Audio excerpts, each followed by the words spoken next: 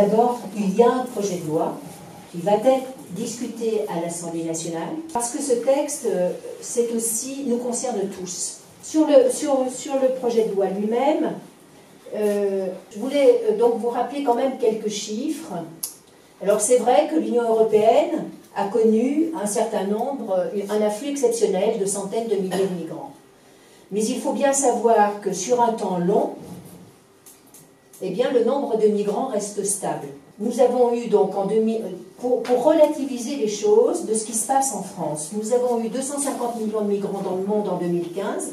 Ce sont les plus importantes migrations, mais elles se font, ce sont des migrations importantes, mais elles se font essentiellement au cœur de l'Afrique, entre les États africains. 1 million de migrants arrivés en Europe en 2015, 256 000 migrants par rapport aux 250 millions, vous voyez, en France en 2015, loin derrière l'Allemagne qui en a eu 686 000, le Royaume-Uni 380 000, et d'autres États membres de l'Union européenne en ont eu également plus que la France. Et nous avons enregistré en France 80 000 demandes d'asile et 19 000 demandeurs d'asile ont obtenu une protection en 2015. Bien, les ateliers législatifs citoyens ont pour objet d'expliquer aux citoyens de ma circonscription en particulier ce que je fais à l'Assemblée nationale, les textes sur lesquels je dois travailler et recueillir leurs observations qui me paraît tout à fait essentielles.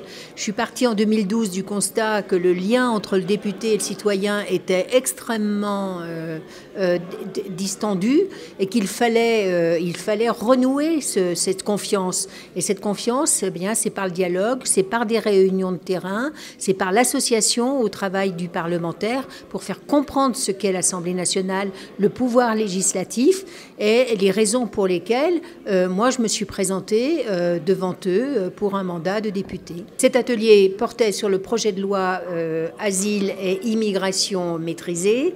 Ce projet de loi est contesté dans son opportunité par toutes les autorités, quelles qu'elles soient, que ce soit le Conseil d'État qui considère que s'il s'agit d'un texte inutile, le défenseur des droits, Jacques Toubon, a une lecture extrêmement critique et il n'y a pas un mot pour défendre ce texte. La contrôleure générale des prisons, Adeline Hazan, a également fait les mêmes critiques. Vous n'entendrez pas une parole publique ou privée émanant d'associations ou émanant d'autorités publiques qui disent du bien de ce texte. Donc moi je pense quand même qu'à ce stade, le gouvernement doit s'interroger. Et la principale critique, c'est son caractère inutile, parce qu'il y a un texte qui a été voté en 2015, un texte qui a été voté en 2016, qui poursuit les mêmes objectifs que cette loi, c'est-à-dire raccourcir le délai d'instruction de la demande d'asile pour que les personnes puissent, dans un délai raisonnable, c'est-à-dire 9 mois ou 6 mois, être au fait de la décision qui les concerne. Ces dispositions, elles sont déjà dans un texte dont on n'a pas fait l'évaluation. Donc on travaille de manière tout à fait désordonnée. Qui plus est, un pacte européen sur l'asile et l'immigration est en cours d'instruction qui obligera le gouvernement à revenir sur les dispositions législatives qu'il va prendre le cas échéant prochainement. La fermeté, elle est à l'encontre du demandeur d'asile. On raccourcit les délais d'inscription, on raccourcit les délais de recours possibles. On prolonge la durée de présence en centre de rétention administrative qui est en réalité un centre dédié à l'éloignement. Et je ne vois pas pour quel motif on doit rallonger le délai si l'administration en amont fait bien son travail. En réalité, moi j'ai le sentiment que ce projet est un projet qui émane d'une haute administration qui n'a pas la connaissance du terrain et qui ne tient pas, qui n'a pas la connaissance du terrain et qui finalement fait une loi de confort pour elle. Parce que vous constatez que la fermeté, elle est du côté des demandeurs d'asile, elle n'est pas du côté d'une administration qui devrait en amont s'assurer d'être en capacité d'enregistrer et d'enregistrer convenablement les demandes qui sont faites et également en capacité d'éloigner les décisions d'éloigner les personnes pour lesquelles elle a pris une décision de quitter le territoire et qui sont en centre de rétention administrative. Donc il faut, à mon sens, faire en sorte que l'administration travaille mieux, sans doute avec plus de moyens, et raccourcir les délais si besoin dans le temps administratif et non pas dans le temps juridictionnel où là le demandeur d'asile défend ses droits. Nous allons demander également de revenir sur un délai d'appel en commission nationale en cour nationale du droit d'asile, en CNDA, de 15 jours à 1 mois. On était passé de 2 mois à 1 mois, de 1 mois à 15 jours, c'est juste impossible. Donc c'est le procès équitable, protégé quand même par l'Europe, qui est remis en question. Nous allons revenir aussi sur le caractère non suspensif de certains recours en appel, qui obligerait finalement le demandeur d'asile à partir de France, alors même qu'il n'a pas eu connaissance de la décision de la CNDA. Voilà, et puis bien sûr sur les centres de rétention administrative, revenir à 45 jours, c'est amplement suffisant dès lors que, comme je vous le disais précédemment, l'administration a bien pris la mesure des choses et pris une décision d'éloignement qu'elle considère possible à mener. Et elle peut mener cet éloignement, mener à bien dans un délai qui est très inférieur à 45 jours. Elle se situe dans une séquence historique où depuis plus d'1 an, on constate un durcissement très important, et voire une brutalisation de la façon dont sont traitées les personnes étrangères, que l'on pense à ce qui se passe à Calais, que l'on pense à ce qui se passe aux frontières italiennes, à la frontière italienne, et devant nos préfectures, un recul vraiment des droits. Mais les conséquences vont être la multiplication de personnes sans droit. Des personnes qui vont être clandestinisées, on va dire, poussées en situation d'irrégularité, alors qu'il s'agit pour beaucoup de gens qui ne rêvent que d'une seule chose, c'est d'avoir un endroit où vivre dignement. La CIMAD est une association, loi 1901, qui existe depuis 1939 et qui a comme objectif de manifester une solidarité active avec les demandeurs d'asile, les réfugiés, les migrants, quelles que soient leurs origines, quelle que soit leur nationalité, leur provenance, leur religion, etc.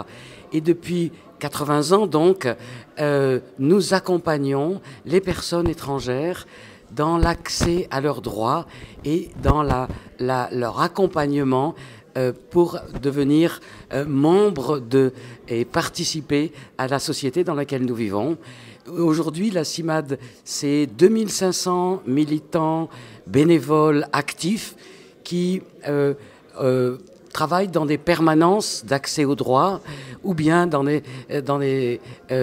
des cours de français, par exemple, pour accès à la langue française, ou bien dans des actions de sensibilisation. Et c'est aussi une centaine de salariés, dont une trentaine dans les centres de rétention administrative ou dans des centres d'accueil. Et donc, c'est tout un ensemble de personnes actives qui sont au quotidien à côté des personnes étrangères, et non pas au-dessus d'elles, mais à côté d'elles. Et parce que nous sommes témoins des effets des politiques migratoires depuis très longtemps, parce que nous sommes témoins des dangers, des orientations du projet de loi qui est actuellement proposé par le gouvernement, que nous avons pris une position très clairement critique allant contre ce projet de loi, dont nous considérons qu'il consacre un recul très important des droits pour les demandeurs d'asile et pour les autres personnes étrangères qui ne relèvent pas de l'asile, et un recul et des difficultés de plus en plus grandes pour accéder à ces droits. Et la conclusion de tout ça, c'est que un nombre, et c'est ça qui motive vraiment notre opposition, c'est qu'avec ce projet de loi qui vise à accueillir moins de personnes et à rendre plus difficile l'accès aux droits, et qui vise à renvoyer, à enfermer, à emprisonner encore plus de personnes avec ces deux dispositions, accueillir moins et enfermer plus et renvoyer plus, un nombre de plus en plus important de personnes étrangères va se trouver sans droit.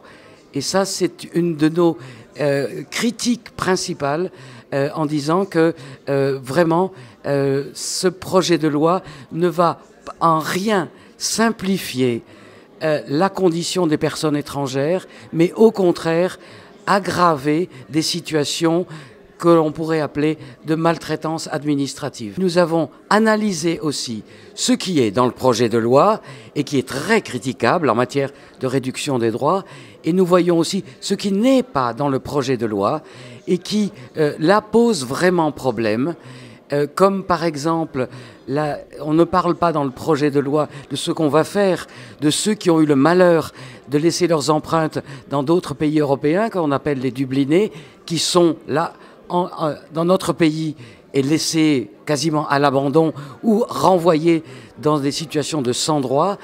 Ce projet de loi ne parle pas des dizaines de milliers de personnes qui vivent depuis longtemps dans notre pays, qui ont des enfants, qui participent à la vie de notre pays, et bien souvent à l'économie aussi, hein, et rien sur la possibilité de trouver des formes de régularisation, de reconnaissance de leur droit au séjour. Au-delà du mouvement associatif, on voit de plus en plus d'expressions, de protestations qui viennent par exemple, des églises, qui viennent des intellectuels, d'un grand nombre d'intellectuels, qui viennent du monde syndical, qui viennent de différentes parties de la population et surtout de beaucoup de citoyens qui ne sont ni encartés ni en association, mais qui simplement, au nom de principes d'humanité,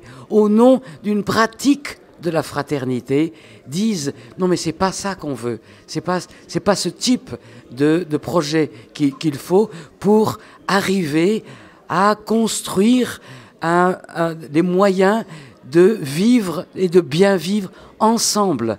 Ces personnes vont rester dans notre pays, elles peuvent être une chance pour nous tous si nous savons non seulement tendre la main, mais aussi écouter ce qu'ils ont à nous apporter, parce qu'ils ont beaucoup de choses à nous apporter. Modestement, nous engageons, et localement aussi, nous avons accueilli et accompagné des familles, et dernièrement aussi avec votre collaboration, nous avons permis à ce qu'un couple arménien puisse recevoir un titre de séjour, et cela a été vraiment mobilisateur. Quand vous dites qu'il y a en France une autre partie qui ouvre ses bras, tend les bras pour accueillir, pour aider, il me semble que cette partie-là est vraiment majoritaire et qu'elle est même presque l'écrasante majorité de la France. L'Église, mais je pense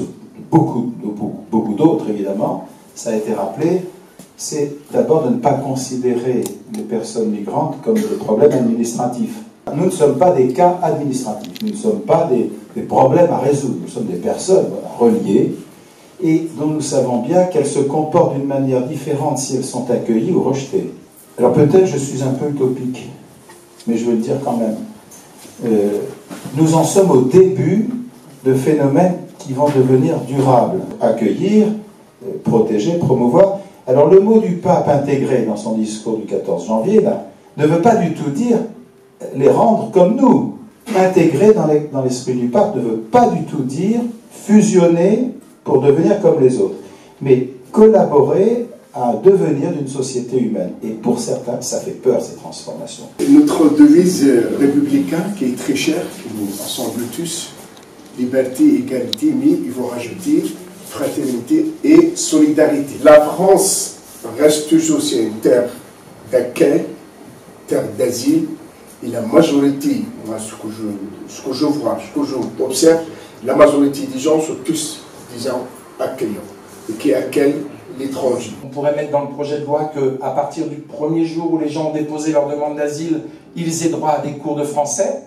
Ça permettrait quand même que, dès qu'ils seront réfugiés, pour ceux qui le seront, ils auront déjà avancé à la place d'attendre dans des centres sans apprendre le français. Heureusement qu'il y a des associations quand même qui font ce travail. Mais moi, je voulais intervenir sur cet aspect des autres titres de séjour et que la loi ne prévoit pas il faudrait en fait demander citoyennement une régularisation complète des sans-papiers en France. Actuellement, pourquoi on ne régularise pas les sans-papiers?